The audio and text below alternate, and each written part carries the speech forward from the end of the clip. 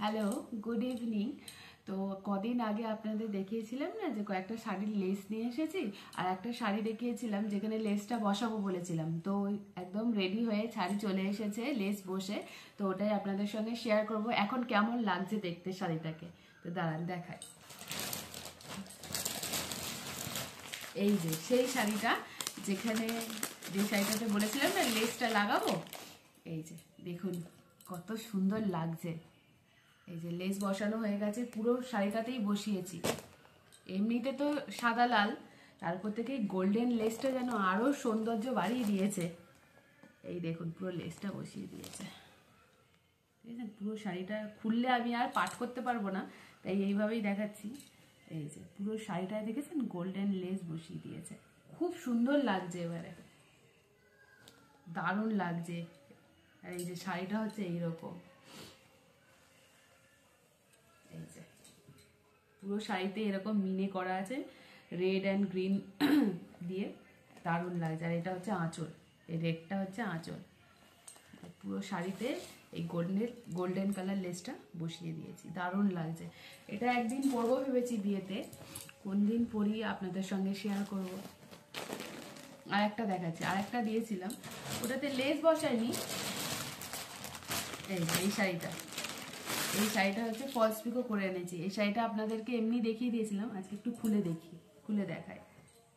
এই যে দারুণ লাগছে না কালারটা। এটা হচ্ছে গ্রিন, জলপাই কালার যেটা হয় না, ওই জলপাই কালার গ্রিনটা খুব সুন্দর, হালকা একটা গ্রিন। আর এই যে রেড, এটা আর লেস বসাইনি, ওটা আগে পরে দেখি কেমন লাগছে, তারপর আবার এটা দেখবো কোনে পরে। এটা আপাতত খালি ফলস আর পিকো করা হয়েছে, আর কিছুই করিনি এতে। আর সব থেকে সুন্দর জিনিসটা দেখাচ্ছি দাদা, এই যে আমার ব্লাউজটা দেখতে পাচ্ছেন।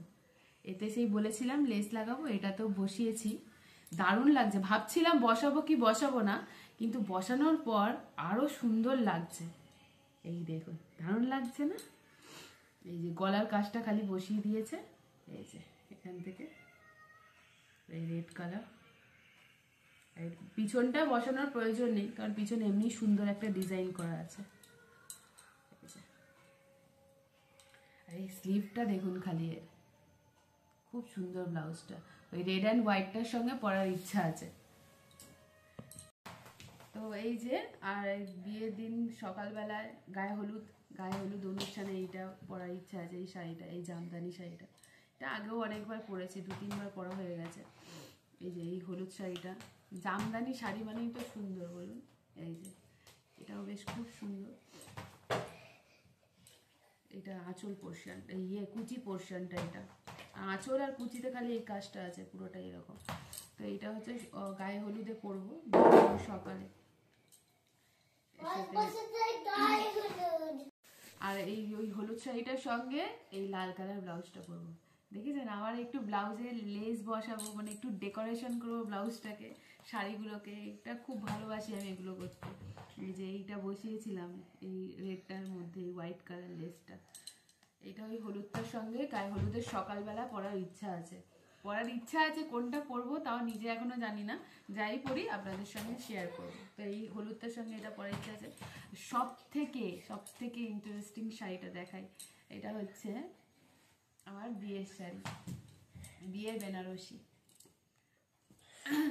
তো এই শাড়িটা বিয়েতেই পরবো। এই এত ভারী শাড়িটা, এই আমার একবারই মনে হয় পরেছিলাম, আমার বিয়েতে পরেছি, আর আমার এক ননদের বিয়ে ছিল, এবার এই ননদের বিয়েতে এটা পরবো। না হলে আমি আর এটা পরি না, এত ভারী শাড়ি আমি ঠিকঠাক ক্যারি করতে পারি না, এমনি শাড়ি খুব একটা ভালো ক্যারি করতে পারি না আমি।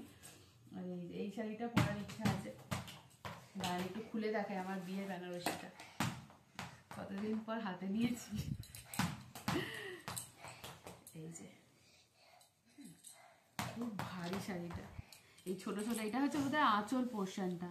এই যে পুরো শাড়িটা এইরকম ছোট ছোট কাজ আছে, কলকা মতো ছোট। তো এটা ননদের বিয়ে বলে কথা, তো একটু ভালো মতো তো সাজুগুজু করতেই হবে না, তাই হয়েছে এই শাড়িটা বার করেছি। এই শাড়িটা, বিয়ের শাড়িটা পরবো। যাই হোক, তিনটে শাড়ি আপনাদের দেখালাম, অবশ্যই জানাবেন কোন শাড়িটা সব থেকে আপনাদের ভালো লাগলো। ঠিক আছে, আর ভালো লাগলে একটা লাইক করবেন, কমেন্ট করবেন আর শেয়ার করবেন, আর হ্যাঁ অবশ্যই আমার চ্যানেলটাকে সাবস্ক্রাইব করবেন। এখনকার মতো টাটা।